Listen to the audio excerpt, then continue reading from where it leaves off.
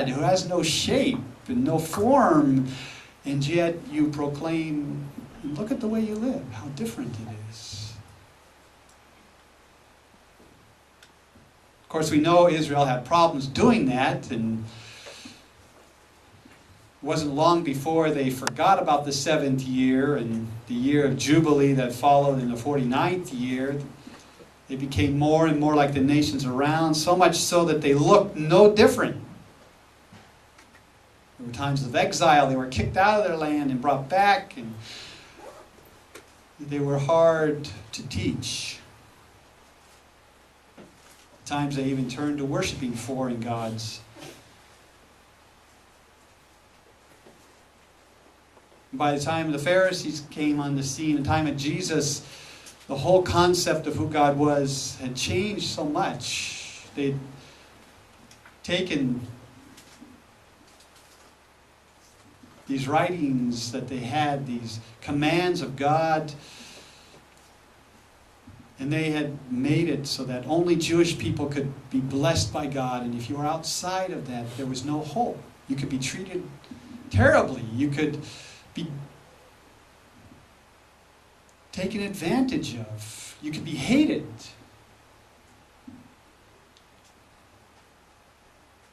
And Jesus came and said something completely different, changed their concept of thinking so much so that they grew angry. The religious leaders did. He said, this is what it means to live differently. Not only to love those who love you, but to love those who hate you. This is what it means to live differently.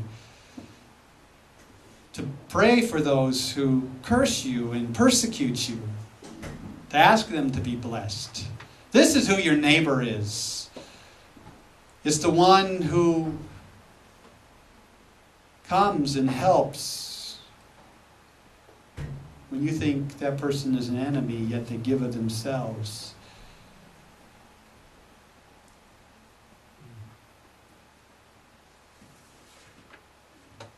One time Jesus was preaching and his mother and brothers came, and the people told him, hey, Jesus, your mother and brothers are outside. And Jesus says, who is my mother?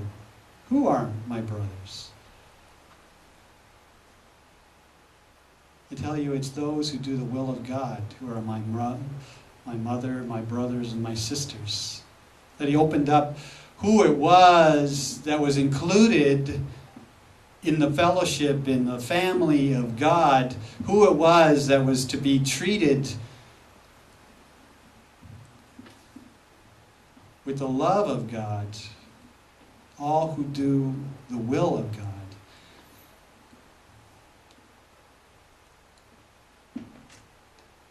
Of course, this impacted how everybody began to live when Jesus was crucified and rose again. And we see in Acts chapter 2 of how the church came together and held everything in common, and that anybody who had a need was given to. Not just those who were all Greek, or just those who were all Roman, or just those who were all Jewish, but anybody who was found in Christ, and those who were found to have a need.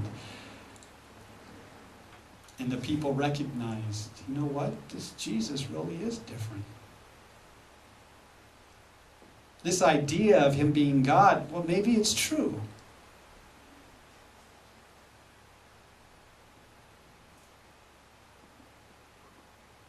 And we know that people began to come and to receive Christ, and even to be persecuted for their belief.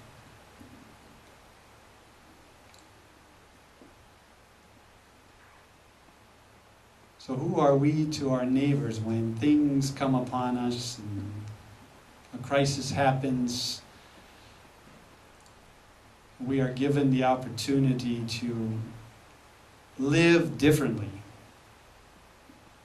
to give to those in need, and well, sometimes we'll be the one to receive. How are you at receiving a blessing? So many of us like to give and to be the one who blesses. but we're slow to receive the blessing in return, as if somehow it's an embarrassment. And yet God has given so much unto us. While He's supernatural, He's beyond description, so of course I can receive from Him.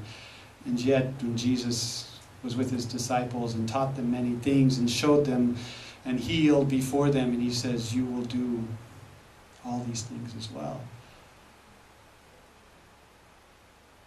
That we were to treat one another in the same way, and to receive from one another in the same way.